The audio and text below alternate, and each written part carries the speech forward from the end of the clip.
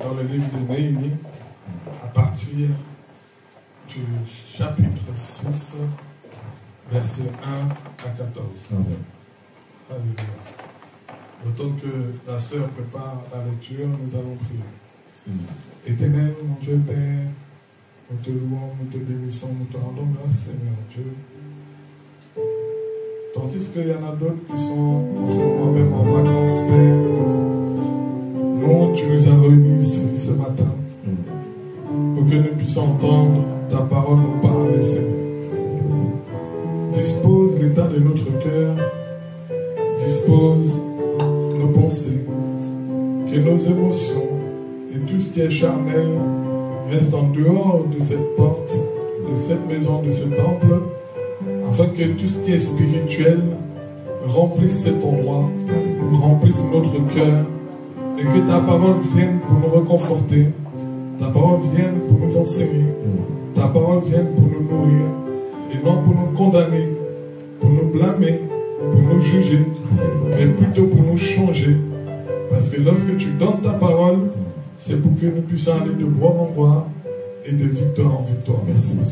Jésus est venu, il a donné la bonne nouvelle, et cette bonne nouvelle fait de nous des enfants de Dieu. Père éternel, que cette parole soit celle qui va répondre à des questions, soit celle qui va encourager quelqu'un, qui va montrer la voie, le chemin à quelqu'un, au nom puissant de Jésus-Christ. Amen. Amen. On reste debout, on va juste lire de Néhémie 6, versets 1 à 14. Nous lisons dans le livre de Néhémie, chapitre 6, versets 1 à 14, la parole de Dieu dit: Je n'avais pas encore posé les bâtons des portes, lorsque Sanballat, Tobija, Geshem, l'Arabe et nos autres ennemis apprirent que j'avais rebâti la muraille et qu'il n'y restait plus de brèche. Alors Sanballat et Geshem m'envoyèrent dire: Viens et ayons ensemble une entrevue dans les villages de la vallée d'Ono. Ils avaient médité de me faire du mal. Je leur envoyais des messagers avec cette réponse: J'ai un grand ouvrage à exécuter et je ne puis descendre. Le travail serait interrompu pendant que je quitterai pour aller vers vous. Ils m'adressèrent 4 fois la même demande et je leur fis la même réponse. Sanballat m'envoya ce message une 5e fois par son serviteur qui tenait à la main une lettre ouverte. Verset 6. Verset 8, verset 6. Il y était écrit: Le bruit se répand parmi les nations et Gashmu affirme que toi et les Juifs, vous pensez à vous révolter et que c'est dans ce but que tu rebâtis la muraille. Tu vas, dit-on, devenir leur roi.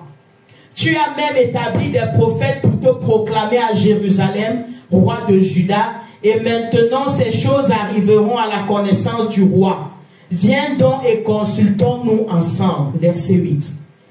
Je fis répondre à Sanballat: Ce que tu dis là n'est pas, c'est toi qui l'inventes.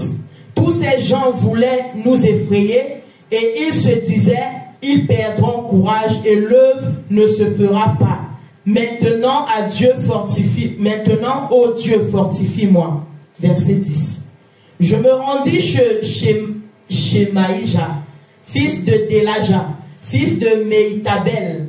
Il s'était enfermé et il dit: Allons ensemble dans la maison de Dieu, au milieu du temple, et fermons les portes du temple, car ils viendront pour te tuer, et c'est pendant la nuit qu'ils viendront pour te tuer. Verset 11. Je répondis: Un homme comme moi prendre la fuite, et quel homme tel que moi pourrait entrer dans le temple et vivre? Je n'entrerai point. Verset 12. Et je reconnus que ce n'était pas Dieu qui l'envoyait, mais il prophétisa ainsi sur moi parce que Sanballat et Tobija lui avaient donné de l'argent. Verset 13. En le gagnant ainsi, ils espéraient que j'aurais peur et que je suivrais ses avis et commettrais un péché. Et ils auraient profité de cette atteinte à ma réputation pour me couvrir d'opprobre. Verset 14. Souviens-toi, ô mon Dieu, de Tobidja et de Sambala et de leurs œuvres. Souviens-toi aussi de Noadia, la prophétesse, et des autres prophètes qui cherchaient à m'effrayer. Amen. Dans le psaume 127, verset 1, la Bible dit: si une maison n'est pas construite par l'Éternel, ceux qui la construisent travaillent inutilement. Si une ville n'est pas gardée par l'Éternel, celui qui la garde, garde inutilement. Est-ce qu'on peut encore chanter le chant « Une heure dans tes parvis vaut mieux que 1000 ailleurs » s'il vous plaît. Une heure dans tes parvis vaut mieux que 1000 ailleurs. Une heure dans tes parvis vaut mieux que 1000 ailleurs. Une heure dans tes parvis vaut mieux que 1000 ailleurs. Une heure dans tes parvis vaut mieux que 1000 ailleurs. Une heure dans ta présence vaut mieux que 1000 ailleurs. C'est une grâce que tu nous as permis d'être dans ta maison ce matin. C'est ton amour qui nous emmène en France, Père. Parce que nous devons les mains vers toi, Père. Merci encore une fois de plus pour ta fille qui est ici ce matin, pour ton fils, pour nos enfants ce matin, Seigneur. C'est une grâce pour nos frères et sœurs. Car le psalmiste m'a dit qu'il est doux, qu'il est agréable pour les frères de demeurer ensemble. Alléluia. Je suis dans la joie quand on me dit allons à la maison de l'Éternel. Je suis dans la joie quand on me dit allons à la maison de l'Éternel. Une heure dans ses parvis. Nous te disons encore,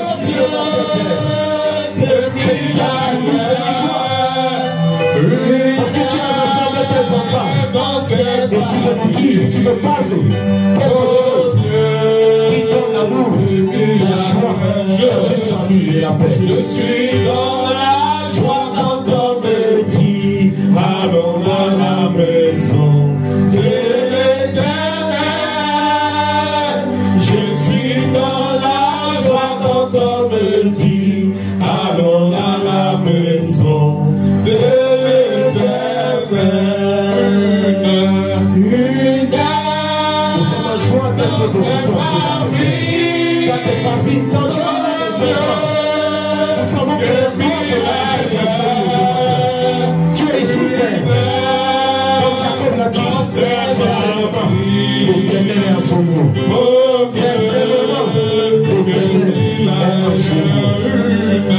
une heure dans ses parvis vaut mieux que 1000 ailleurs. Une heure dans ses parvis vaut mieux que 1000 ailleurs. Père, dans ta parole, tu as dit, un jour pour toi, c'est 1000 ans pour nous les hommes. Un jour pour toi, c'est 1000 ans pour nous les hommes. Un jour, ton fils Jésus-Christ était dans une maison. Et dans cette maison, il y avait deux femmes.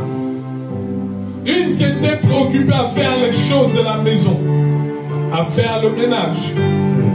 L'autre qui est venue s'asseoir au pied du maître. Et celle qui était occupée à faire les choses de la maison, s'est adressé au maître, il lui a dit, Rabbi, Rabbi, Rabbi, ne vois-tu pas que moi je suis en train de m'occuper des choses de la maison? Pendant ce temps, ma soeur ne fait rien. Ma soeur m'a abandonné. Ma soeur m'a laissé avec toutes les responsabilités de la maison.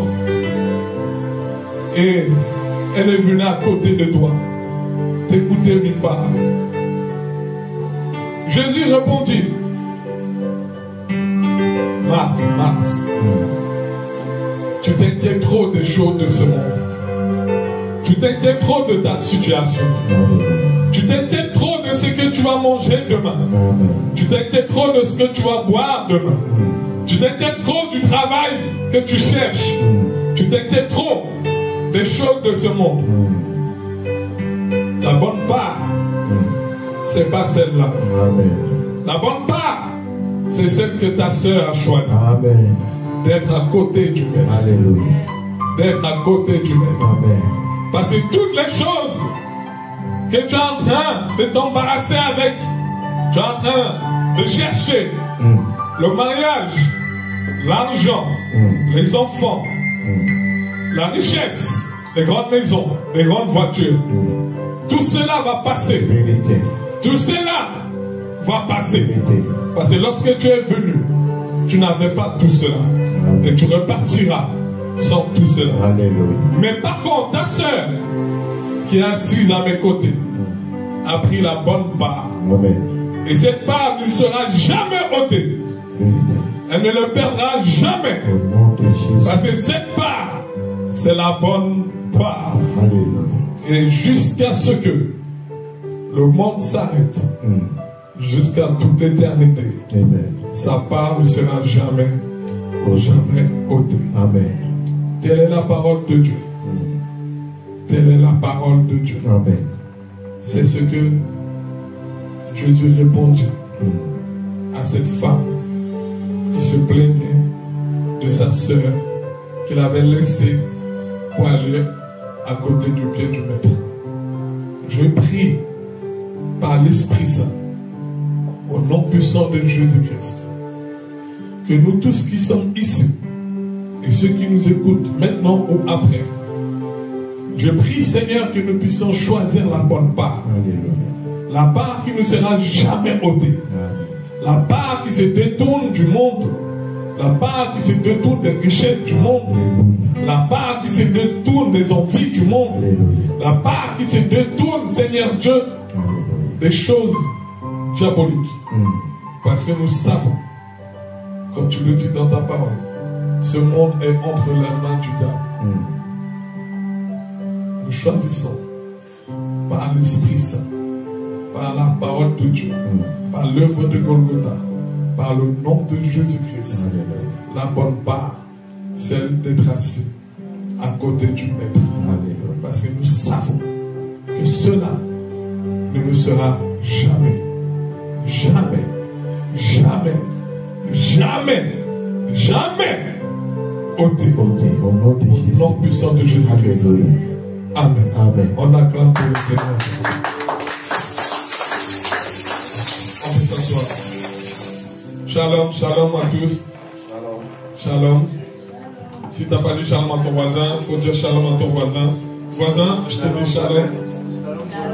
C'est transmis. Alléluia.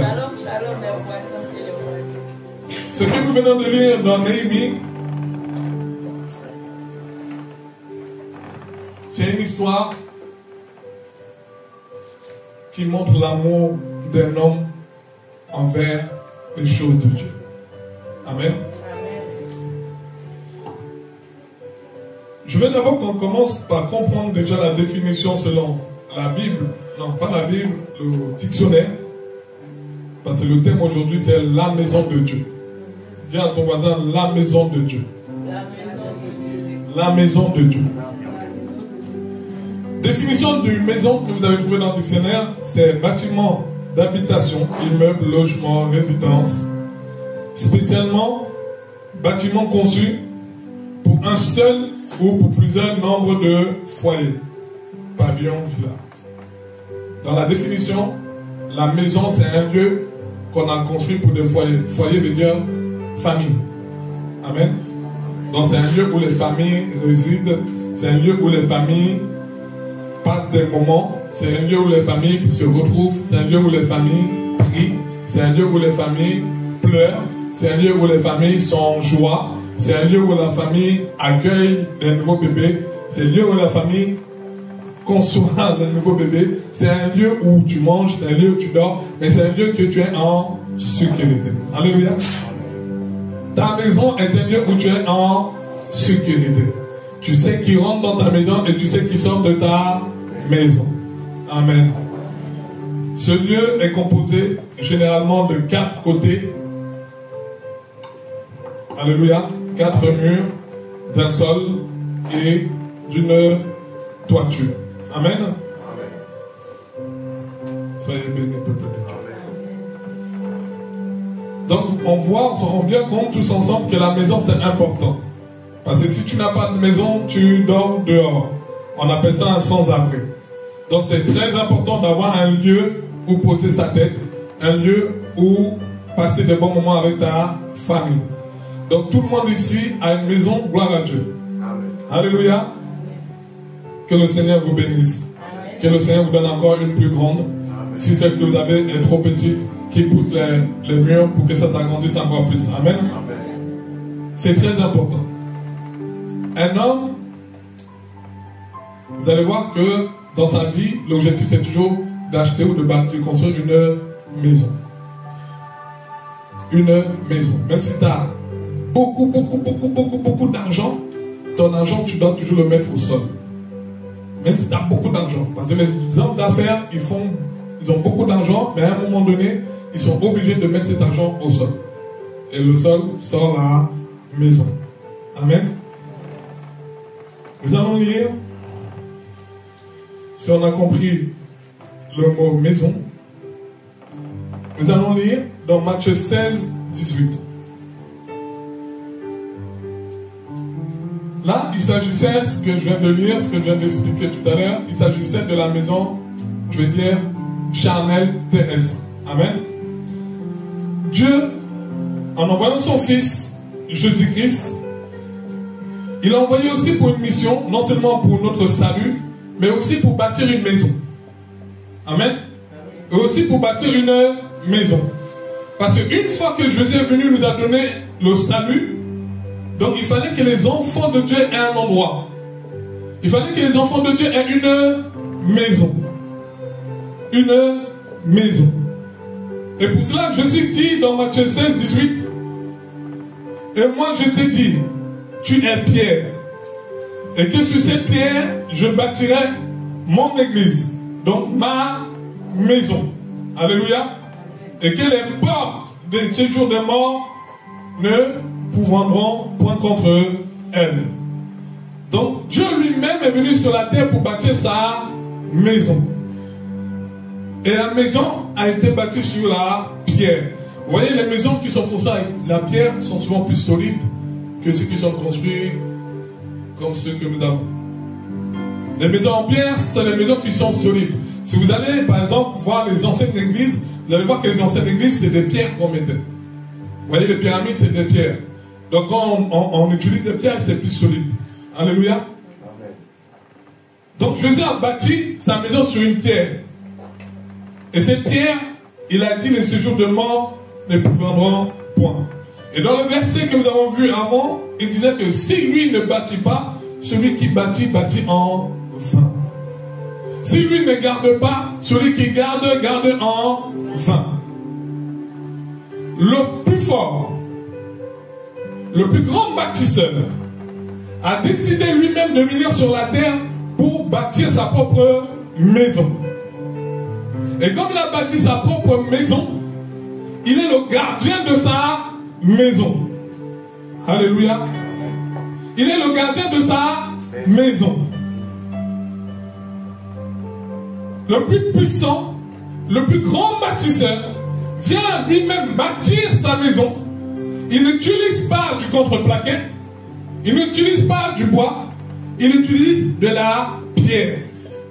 Et il dit, sur cette pierre, je bâtirai la maison. Et la maison, c'est du féminin. Alléluia. Et là, en même temps, appelé mon épouse. Parce que dans ta maison, si tu es marié, celui qui reste dans ta maison, c'est ton épouse. Alléluia. Amen. Lorsque tu es marié, la personne qui garde ta maison, qui entretient ta maison, c'est ton épouse. Il a appelé l'église son épouse. Alléluia. Et dans la maison, qui se trouve dans la maison, ce sont des enfants. Qui doit se trouver dans nos maisons, ce sont nos enfants. Si tu fais une demande pour avoir un logement, on va te demander le nombre d'enfants que tu as. Parce que c'est important de connaître le nombre d'enfants que tu as. Plus tu as des enfants, plus la maison doit être grande. Amen. Dieu, connaissant qu'il a justement beaucoup d'enfants, sa maison, elle est grande. Parce qu'il prend les enfants des 4 coins du monde. Nous tous, nous sommes passés dans la maison de nos parents. Tous autant que nous sommes passés dans la maison de nos parents. Lorsque nous étions dans la maison de nos parents, qui d'entre nous disait à son père ou à sa mère d'aller faire des courses? Qui ordonnait à ses parents d'aller faire des courses? Qui ordonnait à ses parents de payer les factures? Qui disait à ses parents, je veux que tu payes la facture? Ou qui disait à ses parents, je veux que tu me changes ce canapé? Je veux que tu changes mon lit? Je veux que tu m'achètes des chaussures. Je veux que tu m'achètes des vêtements. Je veux que tu prépares ça aujourd'hui. Je veux dormir à cette heure-ci. Je veux te me lever à cette heure. Qui d'entre nous disait ça à ses parents? Personne. Mais c'est le parent lui-même, par sa responsabilité, parce que tu es dans sa maison, savait qu'il doit changer ton lit. Savait qu'il doit t'acheter des vêtements. Savait qu'il te faut l'argent de poche lorsque tu vas à l'école au Cameroun pour acheter des beignets. Savait que là, il te faut un sac pour la rentrée. Savait que là, c'est l'heure de dormir. Il savait que là, c'est l'heure de te réveiller. Et qui venait te réveiller? C'est ton parent. Amen. C'est pas toi qui te réveille. C'est ton parent qui vient te réveiller. Avant de dormir, c'est ton parent qui te dit brosse-toi les dents. C'est ton parent qui va te dire je te raconte une histoire. Alléluia. Amen. Lorsque nous étions tous dans la maison de nos parents, le rôle de nos parents, étant dans sa maison, était de suivre des règles. Amen. Le rôle de nos parents, étant dans notre maison, était de nous éduquer. Le rôle de nos parents, étant dans la maison, était de s'assurer que jamais tu ne dormes dehors. Il se levait le matin, ou elle se levait le matin pour aller travailler, afin que le salaire qu'elle va gagner puisse t'aider. Le salaire des parents n'a jamais été pour les parents. Le salaire des parents, ça a toujours été pour les enfants. Parce qu'une fois qu'un parent gagne de l'argent, qu'est-ce que le parent fait? Il pense à ses enfants. Premièrement, première facture qu'on doit payer, vous savez c'est quoi? C'est la maison. Amen. Première facture que le parent paye d'abord, c'est la maison. Pourquoi il paye la maison? Parce qu'il sait que s'il ne paye pas la maison, il va se retrouver dehors avec ses enfants. Et s'il se retrouve dehors avec ses enfants, il met en péril ses enfants. Il met en danger ses enfants. Dans la première facture qu'il voudra payer d'abord, c'est sa maison.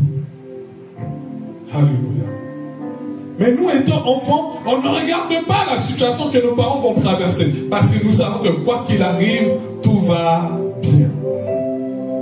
Quoi qu'il arrive, tout va bien. Quand tu voudras manger, papa et maman vont te donner à manger. Quand tu voudras des vêtements, papa et maman vont te donner des vêtements. Parce que toi, étant enfant, tout va bien. Et quand tu veux deux fois être rebelle, ou quand tu veux deux fois ne plus écouter ce que les parents disent, qu'est-ce que les parents vont te répondre? Tu feras ce que tu veux quand tu ne seras plus chez moi. Quand tu seras plus chez moi, tu feras ce que tu veux. Mais tant que tu es chez moi, tu dois suivre mes règles. Alléluia. Amen. Parce que la zone qui s'appelle la maison a une autorité. La zone qui s'appelle la maison a une tête. L'église a une tête. Amen. L'église a une autorité qui s'appelle Jésus-Christ. Amen. La maison de Dieu a une tête et a une autorité. Et la tête et l'autorité s'appellent Jésus-Christ. Dans ta maison, il y a une autorité. Il y a un chef dans ta maison. Si il y a papa et il y a maman, le chef sera toujours papa. Maman ne pourra pas être chef, mais le chef sera toujours papa. Mais si malheureusement papa n'est pas là, tu auras quand même un chef, et le chef sera la maman. Alléluia.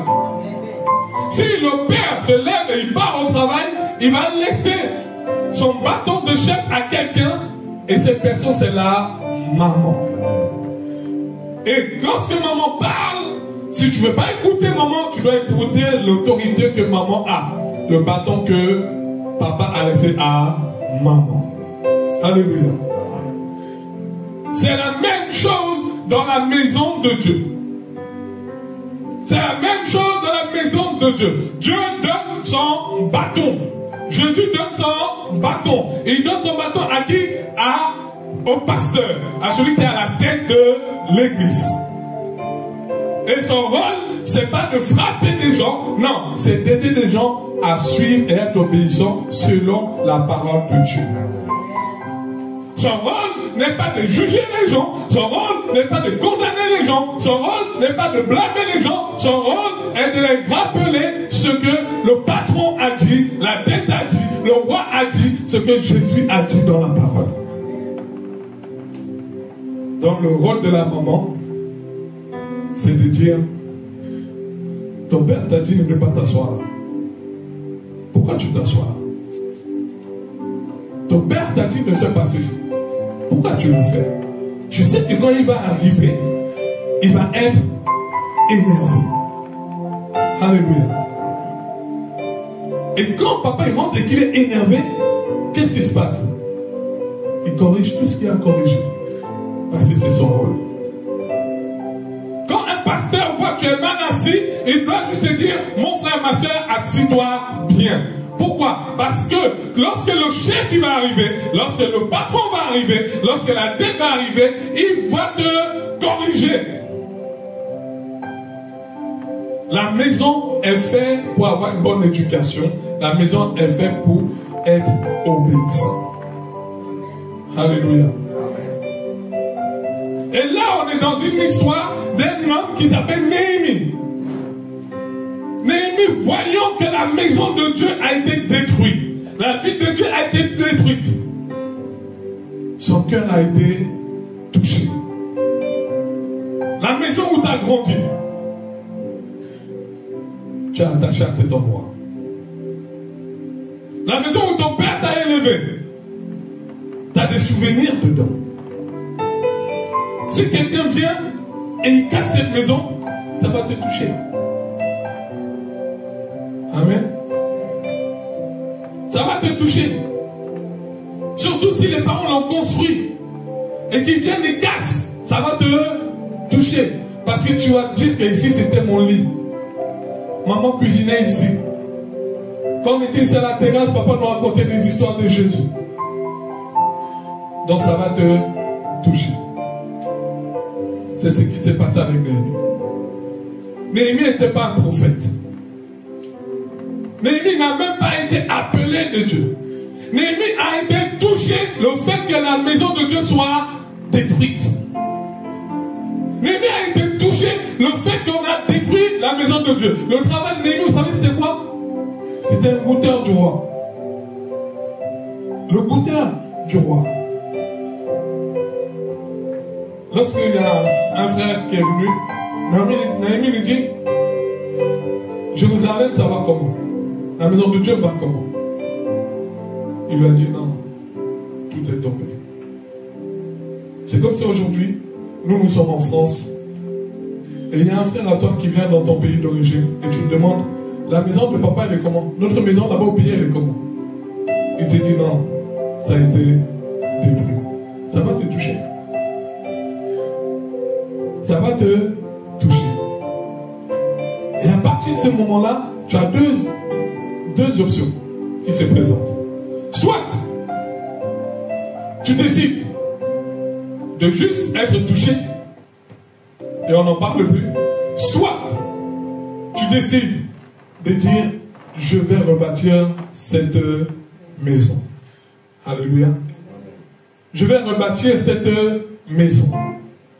C'est ce que Néhémie a fait. Néhémie a décidé de rebâtir cette maison. Il a dit je vais rebâtir la ville sainte. Je vais rebâtir Jérusalem. Je vais rebâtir l'autel de Dieu. Parce que c'est ma maison. C'est la maison de mes ancêtres. C'est la maison de mes aïeux. C'est la maison où j'ai grandi. C'est la maison de mon frère. Je rebâtirai cette maison. Lorsque tu vois qu'une église ne va pas, lorsque tu vois que ton frère dans l'église ne va pas, rebâtis la maison avec tes prières. Rebâtis la maison. Si tu vois que l'église est en train d'aller dans un sens, ne critique pas l'église, mais prie pour l'église.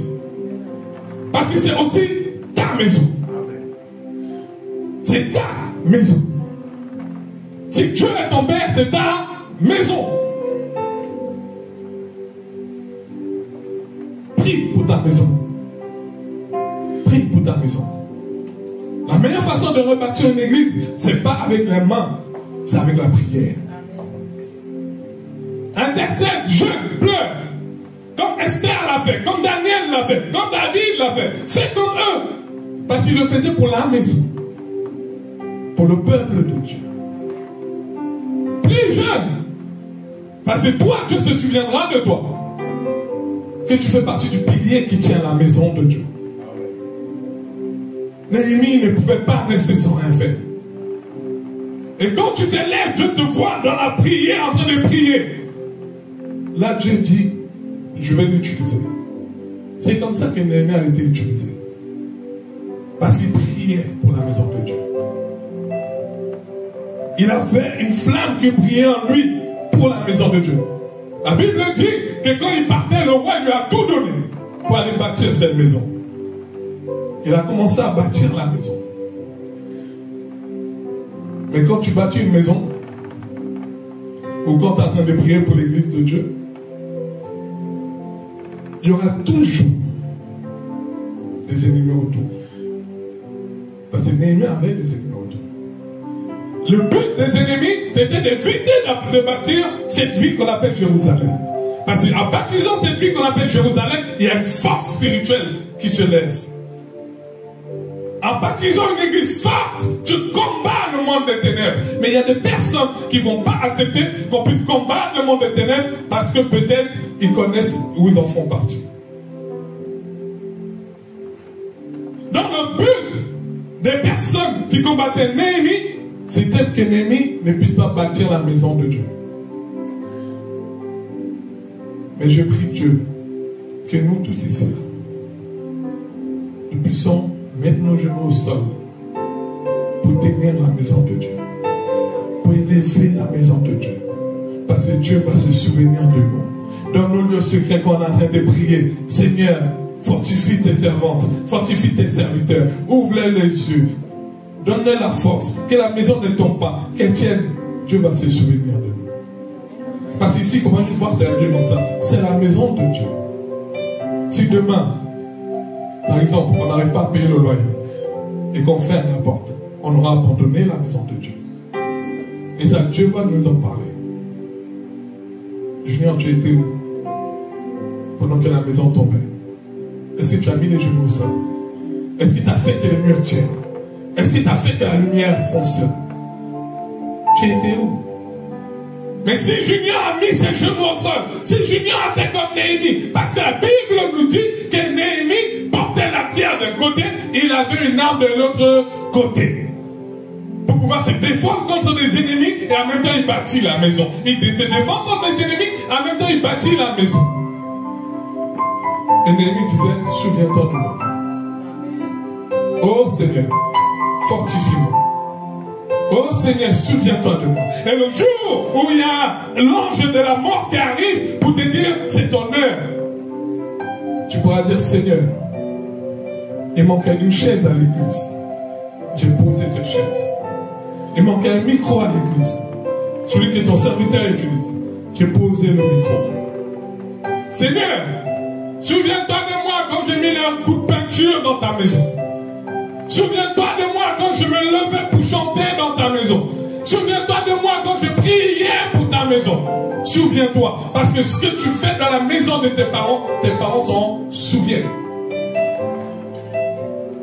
Tu ne fais pas pour quelqu'un. Quand nous devenons grands et que nous avons grandi, quand papa appelle, maman appelle, dit ma maison, même s'il ne te le dit pas, quand tu rentres, tu vois que le mur de maison de papa n'est pas bien. Si tu as les moyens de réparer, tu le répares. Et ça, tu touches le cœur de ton père. Ton père, dans ses prières, il va prier, il va dire Seigneur, souviens-toi de mon fils, mon mur allait tomber. Je n'avais pas les possibilités de réparer ce mur, il est venu le faire. Ton père va s'en souvenir, ta mère va s'en souvenir. Sans que tu puisses demander, il va s'en souvenir. Et si un homme s'en souvient, à combien plus forte raison Dieu. Nous sommes tous les enfants d'une même maison. Nous sommes tous des enfants de la même mère, du même père. Pourquoi laisser la maison de Dieu à l'abandon? Parce qu'à un moment donné, quand l'ennemi a fini de bâtir, on a essayé de le piéger pour le faire sortir de la maison de Dieu. Il a dit, je ne sortirai pas. On a tendu des pièges. Parce que le monde va nous tendre des pièges pour qu'on quitte la maison de Dieu. On le voit dans les réseaux. On critique les pasteurs, on critique les églises. On fait tout pour que nous puissions quitter la maison de Dieu. Mais une fois que tu quittes la maison de Dieu, tu es où à ton avis? Tu es à l'extérieur. Tu n'es plus sous la protection. Tu n'es plus sous la main de Dieu. Et après, tu vas te mettre dehors, tu vas dire, je prie pour le mariage, je n'ai pas le mariage. Je prie pour le travail, je n'ai pas de travail. Je prie pour ça parce que c'est ce que le diable fait. Si à Jésus, Fils de Dieu, le Dieu très haut, il a dit, un genou-toi, je te donne le monde. Qu'est-ce qu'il te dira? Pardon. S'il a fait ça avec Jésus, nous sommes qui? Nous. Donc quand on va dehors, on quitte la maison de Dieu. Le diable, qu'est-ce qu'il fait? Il fait semblant de te montrer que tu as un mari. Il fait semblant de te montrer que tu as une femme. Il fait semblant de te montrer que tu as une voiture. Il fait semblant, mais il sait que le plus important, tu l'as laissé derrière toi. C'est d'avoir quitté la maison de Dieu. C'est d'avoir quitté la maison de Dieu. Soit ce Dieu est fou, soit il a vraiment bâti une maison. Soit il a vraiment bâti la maison sur cette terre, sur cette pierre, soit il n'a pas fait. Et il a dit les séjours de mort ne pourront rien y faire. Vous savez que même l'État n'attaque pas les églises n'importe comment. Une église qui sert Dieu, on ne l'attaque pas n'importe comment. Parce que c'est la maison de Dieu. Si tu l'attaques, c'est que tu attaques Dieu. Depuis le bout que Jésus est monté sur la croix, ils ont essayé de tuer combien de disciples? Mais ça fait que se multiplier, se multiplier, se multiplier. Parce qu'un sang versé, c'est beaucoup de sang qui couvre la terre. Et ça engendre encore beaucoup de serviteurs et beaucoup de servantes. Attaquer un enfant de Dieu, c'est attaquer Dieu lui-même. Et je te garantis que comme nous on protège nos enfants, Dieu aussi protège ses enfants. Et lorsque nous sommes enfants de Dieu, nous venons à l'église, non pas juste pour s'asseoir. Non. La première fois que tu viens à l'église, tu dois confesser tes péchés. Tu dois confesser tes péchés. Parce que nous péchons. Tu dois les confesser pour t'en débarrasser. Si tu rentres chez tes parents, tu vas dire à tes parents, il m'est arrivé ci, il m'est arrivé ça, c'est pour ça que je suis revenu. Tu dois confesser tes péchés. Et une fois que tu as confessé tes péchés, tu dois confesser Jésus-Christ comme Seigneur et Sauveur. Parce que quand le le péché sort, il y a quelque chose qui doit remplacer le péché. Et la chose qui doit remplacer le péché s'appelle Jésus-Christ. Si je vide une bouteille, je dois remettre quelque chose dans la bouteille. Il y avait du jus, il n'y a plus du jus, je vais mettre de l'eau pour mettre dans mon frigo. Amen. Donc quand tu viens à l'église, tu confesses ton péché, tous tes péchés, même ceux que nous on ne voit pas, tu dois les confesser. Et une fois que tu les as confessés, tu dois confesser réellement Jésus-Christ comme Seigneur et Sauveur. Pour qu'il vienne demeurer dans ton cœur, pour qu'il vienne demeurer dans ta vie, pour que ta vie change, pour que ta situation change. Parce que demain, il a envie de te dire, bon et fidèle serviteur, rentre dans la maison de ton Père, repose-toi. Tu dois reconnaître l'œuvre de Jésus. Tu dois reconnaître que sur cette croix, c'est toi qui devais y monter. Tu dois reconnaître qu'à la fin, c'est toi qui devais aller en enfer. Mais il a décidé de faire de toi une grâce, de te donner une grâce, de te donner un salut. Tu dois reconnaître l'œuvre de Jésus-Christ. Parce que tu dois reconnaître ce que tes parents ont fait pour toi quand tu étais enfant. Tu dois être reconnaissant de ce que tes parents ont fait. Si aujourd'hui tu es marié, si aujourd'hui tu es grand, si aujourd'hui tu es en bonne santé, si aujourd'hui tu comprends des choses, c'est parce qu'il y a eu quelqu'un qui t'a nettoyé les fesses quand tu étais enfant. Il y a eu quelqu'un qui t'a donné le biberon quand tu étais enfant. Et tu dois être reconnaissant. Donc nous devons en tant qu'enfants de Dieu être reconnaissants de l'œuvre de Jésus-Christ réalisée sur la croix pour nous. Parce que Dieu a tant aimé le monde qu'il a donné son Fils afin que quiconque croit soit sauvé et surtout qu'il ait la vie éternelle. Et quand tu es dans la maison de Dieu, tu dois écouter. Tu écoutes la parole de Dieu. Quand tu es dans la maison de tes parents, tu dois écouter tes parents. Les enfants, vous devez écouter vos parents. Nous devons écouter les parents. Un enfant ne grandit jamais devant un parent. Tu dois toujours lui donner l'honneur, le respect. Parce que tu ne pourras jamais dépasser la tête. Tu peux faire des milliards, des millions, gonfler d'orgueil, mais tu ne pourras jamais dépasser la tête qui est ton père, la tête qui est ta mère. Tu ne pourras jamais dépasser l'autorité que Dieu a établie dans un église. Tu dois donner de l'honneur, tu dois donner du respect. Parce que c'est à travers ça que Dieu t'élève. Quand tu sais honorer ce que Dieu a déjà positionné, quand tu sais être reconnaissant sur ce que Dieu a déjà fait, sur les personnes qui sont devant toi, c'est là où Dieu va te voir, il va te dire, je les humble, je les élève, mais les orgueilleux, je les rabaisse. Dans la maison, tu dois servir Dieu et servir les autres. Chez tes parents, tu dois servir ton père, tu dois servir ta mère et tu dois servir tes frères et sœurs. Si papa dit je veux de l'eau, lève-toi, ramène-lui un verre d'eau. Maman dit je veux de l'eau, lève-toi, ramène-lui un verre d'eau. Moi quand je rentre chez moi, ce sont mes enfants qui prennent mes chaussures. Et c'est eux qui me disent papa, j'enlève aussi tes chaussettes. Parce que je les ai dit qu'il faut honorer le parent, il faut honorer l'autorité, il faut honorer ce qui est devant. La Bible dit, si tu ramènes un verre d'eau à un de tes serviteurs, tu auras la même récompense que le serviteur. Et à la Renaissance, nous devons être l'exemple type des serviteurs et des servantes de Dieu. Nous devons être prêts à honorer des gens. Nous devons être prêts à glorifier le Seigneur de la vie des gens. Nous devons être prêts à servir les gens. Demain, Elodie a réussi à avoir quelque chose de formidable. Je dois honorer, je dois être fier, je dois être content parce qu'elle vit dans la même famille et dans la même maison que moi. Et c'est ma soeur. Je dois pouvoir applaudir quand ma soeur, il arrive quelque chose de bien. Je ne dois pas méditer pour le mal de ma soeur. Mais si je vois que ma soeur, ça ne va pas et que je peux intervenir, je dois intervenir. Je ne vais pas dire parce qu'elle est née de l'autre côté. Non, lorsque nous sommes dans la maison de Dieu, il n'y a plus je suis Guadeloupéen, il n'y a plus je suis Camerounais, il n'y a plus je suis Martiniquais, il y a juste que nous sommes une famille. Et la famille de qui? De Dieu. Si tu n'aimes pas les gens qui sont dans la maison de Dieu, Dieu te le redemandera. Parce que c'est d'abord quand on est venu chercher Jésus-Christ. On a dit ta mère et tes frères te cherchent. Jésus a répondu, qui est ma mère? Qui est mon père? ceux qui sont, ma mère et mon père, c'est ceux qui sont dans la même maison que moi. Alléluia. Dans la même maison que moi. Si ma soeur a besoin et que je peux, je dois le faire. Je ne dois pas dire non, parce qu'elle fait. Non, ça n'existe plus.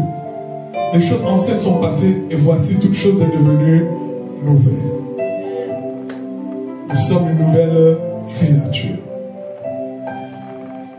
Dans la maison, nous devons changer. Dans la maison de Dieu, nous devons changer.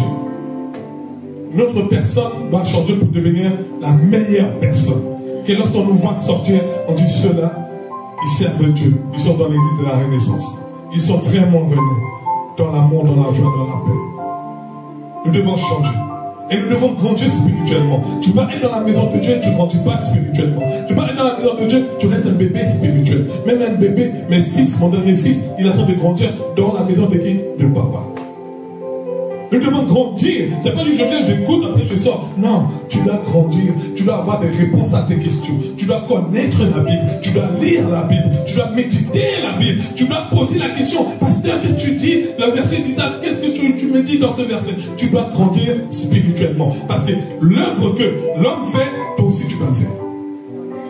Parce que dans une église, on a tous une pièce à jouer.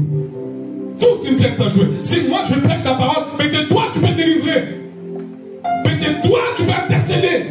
Peut-être toi, tu peux prier pour que les malades guérissent. Alléluia. Et pour ça, il faut que tu grandisses spirituellement.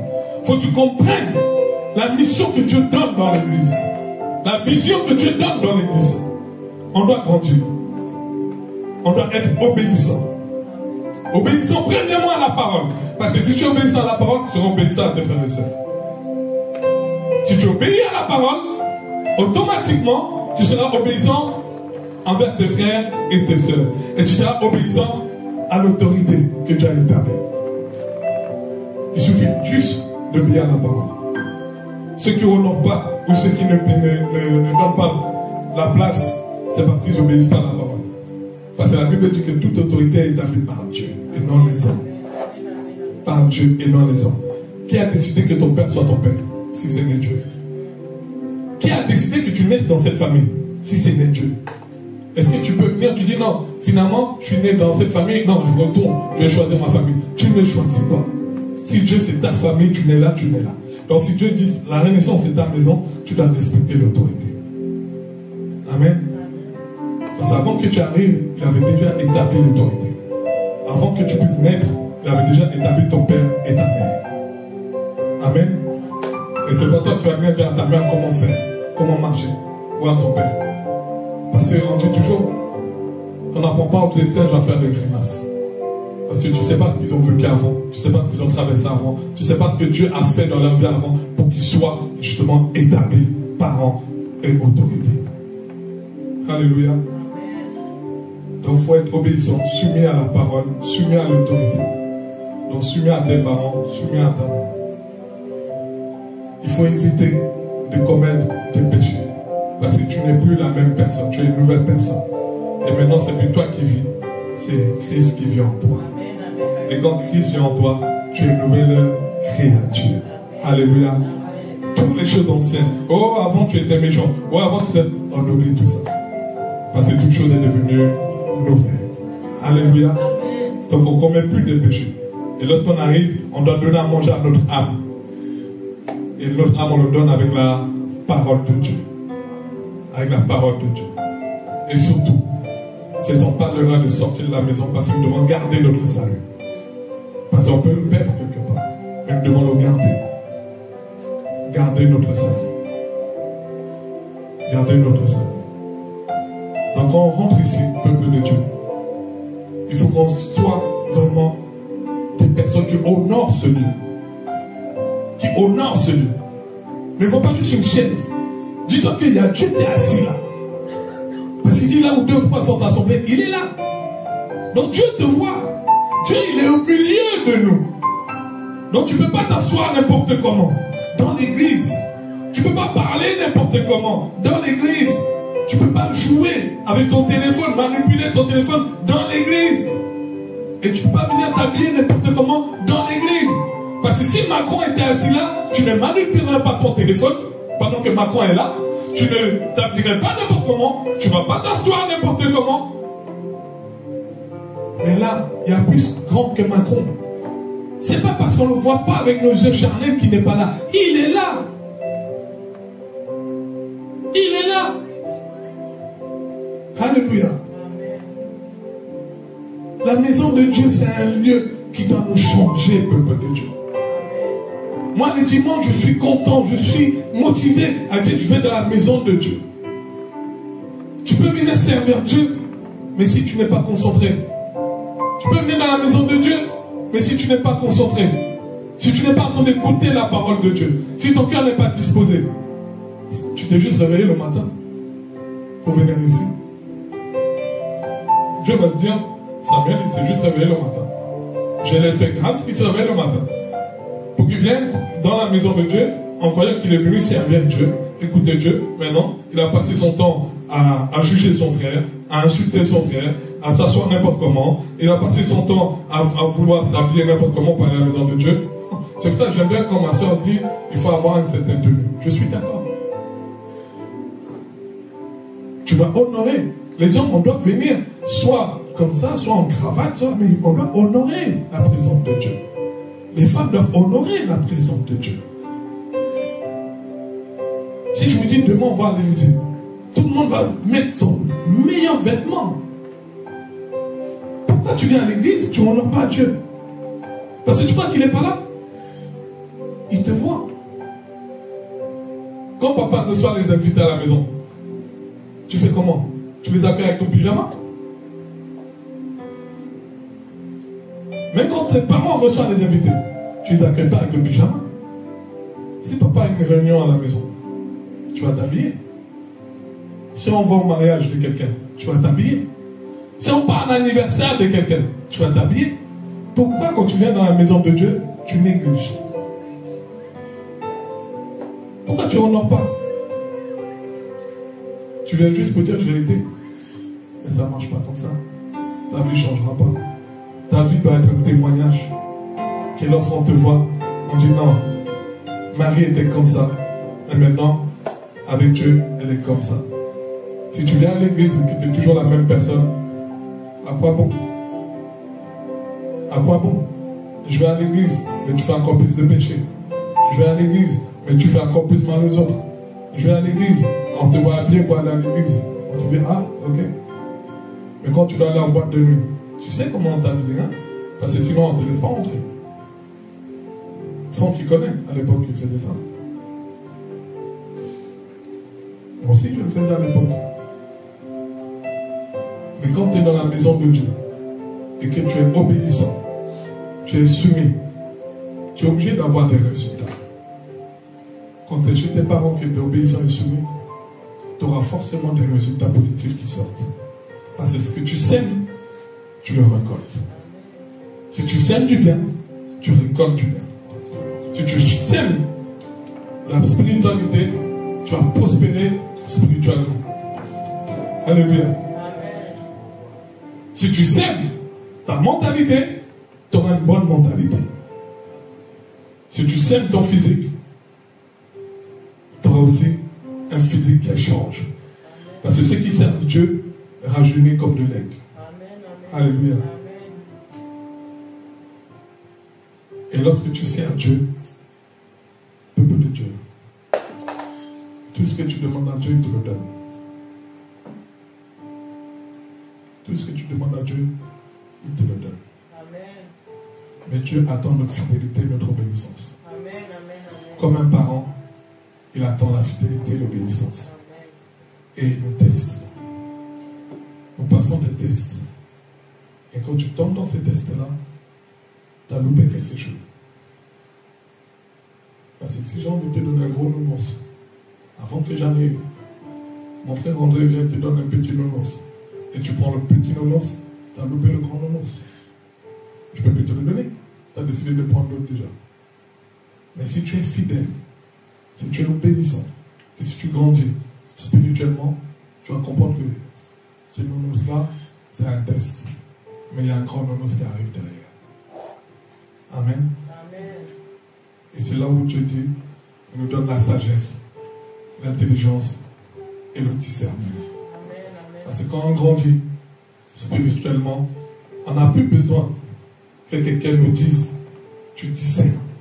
Parce que Dieu te montre que lui, c'est un véritable roi de Dieu. Lui, c'est une personne établie par Dieu. Lui, c'est une chantre de l'Éternel. Lui, c'est un serviteur de l'Éternel. Lui, Dieu te montre. C'est pour ça que des fois, je passe souvent le temps à discuter avec vous pour essayer de vous aider. Que Dieu t'appelle ici. Dieu t'attend ici. Parce que Dieu te montre. Mais il y a une chose que Dieu ne fait jamais. C'est qu'il ne t'oblige pas. Il ne t'oblige pas.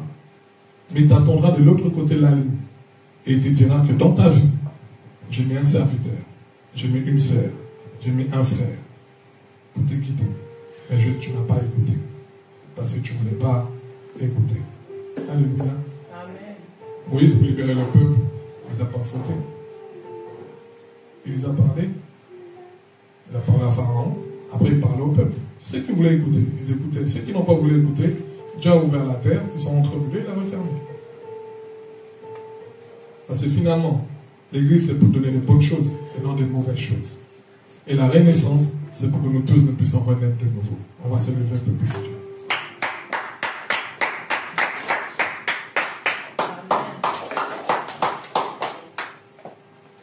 Éternel mon Dieu, mon roi, nous te disons merci pour ta parole, Seigneur Dieu.